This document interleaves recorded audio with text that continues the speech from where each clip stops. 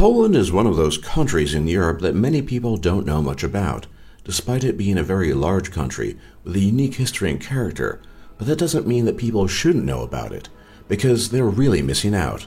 So in order to help the world learn more about Poland, we bring you the 10 things you didn't know about Poland. By far the most politically and historically significant structure in the history of Poland, no discussion of Poland would be possible without discussing the Polish-Lithuanian Commonwealth. The Polish-Lithuanian Commonwealth existed from the years 1569 to 1795 and could be classified as a dualistic state and bi-confederation that was ruled by a single monarch who was simultaneously the King of Poland and the Grand Duke of Lithuania. A vanguard for political differentiation in its time, the Commonwealth was characterized by strict checks and balances on the power and authority of its monarch in a time when absolute monarchy was the prevailing trend throughout much, if not most, of Europe. In this light, the Commonwealth could be seen as a precursor to the modern concept of a constitutional monarchy, where the Szlachta, or nobility, presented legislation to curb the potential abuse of power by the monarch. What is also interesting is that the Commonwealth was marked by high levels of ethnic diversity, but simultaneously a great degree of religious tolerance, something that once again was a rarity in those days, which was formalized in the Warsaw Confederation Act of 1573. In addition to its political innovations, the Commonwealth was a great source for the fusion of East Orthodox and Latin culture, creating many timeless pieces of art and music, the likes of which could not be found in Western Europe. However, as with all great political experiments, it too fell to the ravages of time and became increasingly weak and less prosperous, leading to partitioning in the 18th century by Austria, Prussia, and the Russian Empire. When compared to much of the rest of contemporary Europe, one thing about Poland that immediately comes to light is just how much more religious, and in particular Catholic, Poland is as a nation. While it is true that such places as Spain and Italy are nominally Catholic, they lack the same solemnity and earnestness that Poles bring to the table when it comes to Christianity. Fully 87.5% of the population is Catholic, with almost as many regularly attending church services. This is as much a historical legacy as it is a near contemporary one, because under Soviet rule, religious practice was discouraged. So in many ways, the strong Catholic feelings of many Poles serve as a counterpoint to decades-long suppression and intolerance towards them by a foreign, alien power embodied by the Soviet Union. Polish people are tough cookies and have had to deal with a lot of abuse whenever they have left their native Poland. When Polish immigrants came to the U.S., they encountered massive obstacles in the form of prejudice and bias when it came to hiring for jobs, exclusion from participation in public activities, and more. Much more recently, Poles in the United Kingdom have faced bias and persecution in the aftermath of the Brexit vote, with one Polish man being beaten to death by a pack of native British thugs. Particularly in the United Kingdom, Poles are perceived as job thieves, as they come and do cheap labor for lower wages than the British, while at the same time being both hard-working and reliable. This combination leads to resentment and distrust, but throughout time, the Poles have shown themselves to have an indomitable spirit that can face any challenge, and this is just one more in their long history. It might be surprising, but what is possibly the greatest game developer in the history of game development is based in Poland. Most prominently known for their in-game realization of the series of books revolving around the Witcher, Geralt of Rivia, written by the Polish author Andrzej Sapkowski. CD Projekt Red has amassed a reputation that no other AAA gaming developers managed to achieve. Whereas other companies such as BioWare, Bethesda, and Ubisoft spit out half-finished games that are bugged to death and demand exorbitant prices for so-called DLC that should have been in the game in the first place, CD Projekt Red goes beyond the Call of Duty to bring the player the total gaming experience that every gamer dreams of. CD Projekt Red gives its customers high-quality DLC that is free, and paid expansions that are so detailed and well-written that they would normally constitute entire games by the standards of most companies. Founder Marcin Iwinski has publicly shared that the honest and dedicated work ethic CD Projekt Red brings to the table makes shareholders often want to leave, but he and his team stick to their guns because they know that quality and a reputation for integrity will keep CD Projekt Red successful for decades to come, and will always command the true respect of PC gamers everywhere. Not many people know about Polish food, but it is both delicious and unique. One of the most fascinating and tasty foods from Poland is the famous smoked cheese called oskipek, which is a type of cheese made from salted sheep milk and originally stems from the Tatra Mountains of Poland. Another delicacy is the diverse range of sausages, collectively referred to as kielbasa.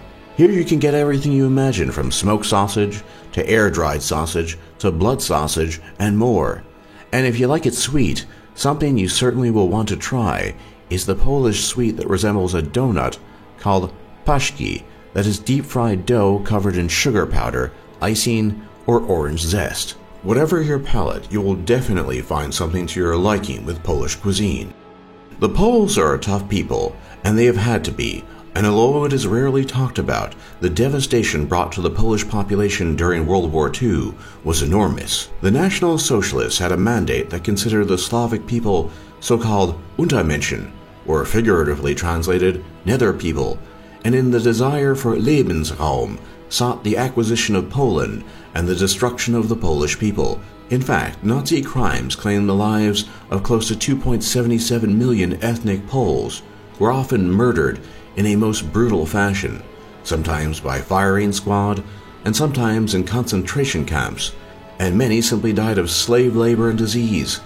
Systematic ethnic cleansing of the Polish people was an important objective of the National Socialists, as exemplified in this quotation by Heinrich Himmler, who stated the following in March of 1940, quote, "All Polish specialists will be exploited in our military-industrial complex. Later, all Poles will disappear from this world. It is imperative that the great German nation considers the elimination of all Polish people as its chief task." End quote. This period was a dark chapter in Polish history that the Polish people bear scars from, but nonetheless remain silently stoic on when the topic is broached. Zbigniew Kazimierz Brzezinski is one of the most interesting men to ever arise from modern Poland. A direct descendant of the Polish Szlachta, he has had tremendous influence over the course of American politics, as well as American foreign policy.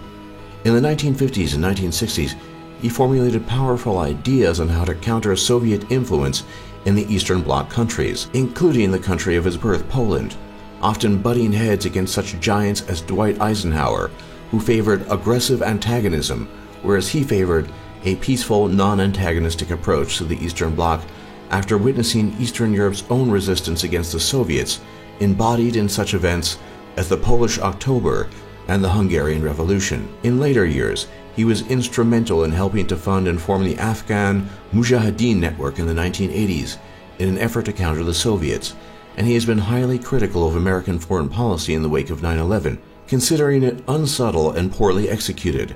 It is unlikely that any other Polish person has had the same impact on the United States, and by extension the world, as this man has.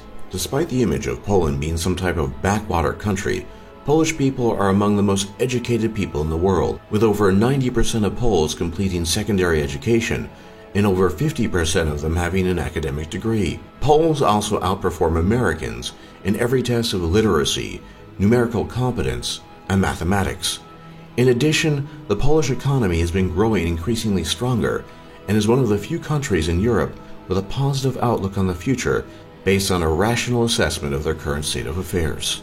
Perhaps the most famous pope of the 20th century, Pope John Paul II, born Karol Józef Wojtyła, was of Polish origin and was the second longest-serving pope in modern history after Pius IX, and was also the first non-Italian pope since the 16th century.